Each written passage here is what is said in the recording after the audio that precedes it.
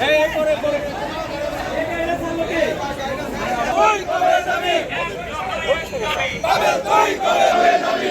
দফায় এক দাবি, 24-এর বাংলায় action action direct action action action direct action পাবেলের দুই গালে জুতা মারো তালে তালে পাবেলের দুই গালে জুতা মারো তালে তালে।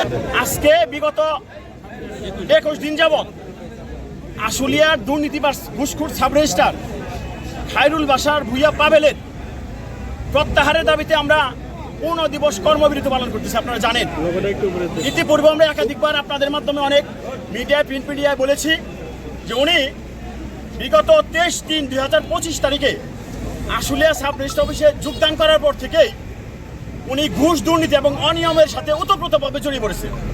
তারই ধারাবাহিকতায় যখন উনি যোগদান করলো, যোগদানের 4 কিংবা 5 কর্মদিবসের মধ্যে বৈষম্য বিরোধী ছাত্র আন্দোলনের কিছু নেতাকর্মী এবং সমন্বয়ক দলদৃষ্টি সংক্রান্ত বিষয়ে এই অফিসে আসেন। আপনারা জানেন, উনি তাদের সাথেও ঘুষ নিয়ে একটা বাকবিতণ্ডা জড়িয়ে পড়ে এক পর্যায়ে তাকে লাঞ্ছিত করে টেনে হিসেবে অফিস থেকে বের করে দেয়। আমি কিভাবে চালাবো? আমি বলছি, স্যার আপনি চালাবেন।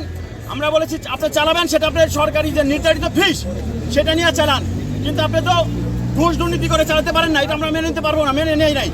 দফায় দফায় বৈঠক করার পরে উনি এক পর্যায়ে বলে দিল যে আপনারা এই বিষয়ে আমার কাছে আর আসবেন না।